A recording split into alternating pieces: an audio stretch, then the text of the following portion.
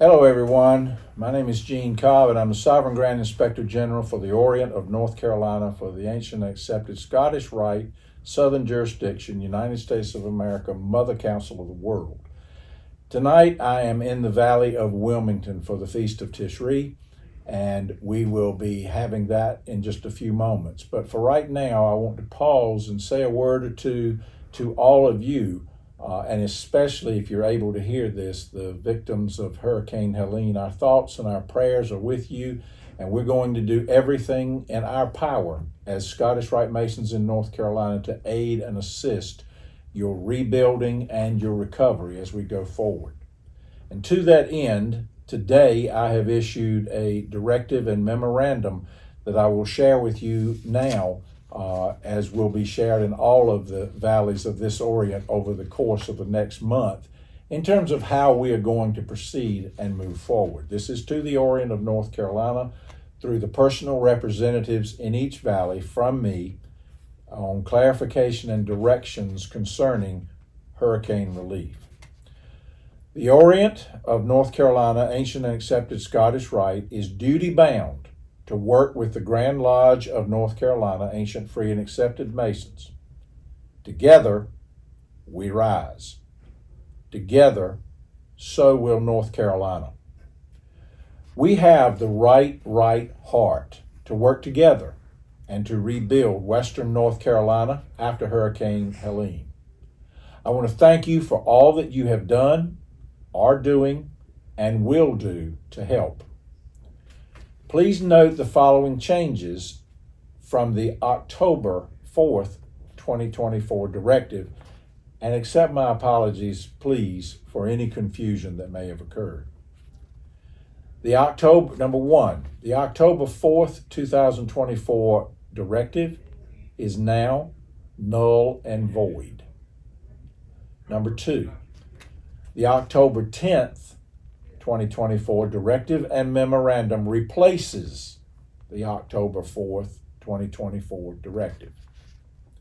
Number three, and pay close attention to these directions, please.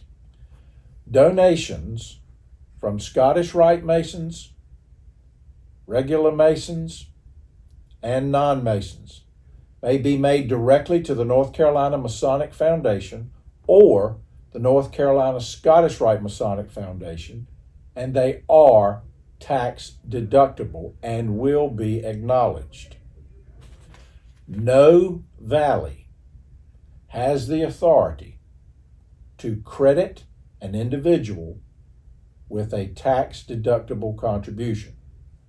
Let me repeat that. No valley has the authority to credit an individual with a tax deductible contribution. Number four, funds contributed to hurricane relief through the almoner are not tax deductible. Let me repeat that. Funds contributed to hurricane relief through the almoner are not tax deductible. Until further notice, all valleys will continue to receive the almoner's box of fraternal assistance as they always have. But now each valley shall, A, at every sanctioned Scottish Rite meeting, the personal representative, secretary, or almoner will remind the members to contribute to Hurricane Helene relief of the Grand Lodge or the North Carolina Scottish Rite Masonic Foundation. B, all valleys are encouraged to set a goal of annual support for victims of Hurricane Helene in the way and manner that works best for your valley. C, contributions to the almoner's box of fraternal assistance are not tax deductible contributions for any reason. Any reason. D, the treasurer or almoner shall remit all Hurricane Helene relief funds on hand to the North Carolina Scottish Rite Masonic Foundation, care of illustrious Brother Jim Brandt, 33rd degree, by January 1, April 1, July 1, and October 1 of each year. E, a report of the Valley contributions and payments to Hurricane Helene relief shall be included in the minutes of the stated communication of the Valley and shared with the SGIG no later than the last day of January, April, July, and October. This corresponds with the reports that the treasurer and almoner will be providing. And F, all almoners may receive and respond indefinitely to any request from any Mason to assist individuals and families anywhere in the Orient of North Carolina impacted by Hurricane Helene.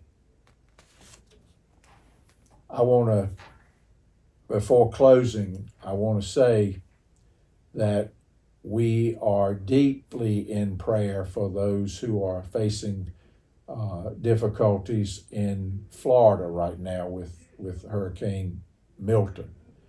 And if we receive any donations for Hurricane Milton victims, we will address that as well. But the funds have to be properly given and accounted for and reported. And this directive and memorandum is designed to do just that. Two of our valleys, one that would have a regular meeting tonight, are not even able to meet right now. And hopefully they'll be back up and running. I got a real good text message just a little while ago from the newly appointed Secretary in Franklin, Andrew Norton. And I hope that we'll all be back up and running as well as we can, as soon as we can. But with that right heart, I hope and I pray that together we will rise. So now it's time for all of us, with that right heart, to go to work. Thank you.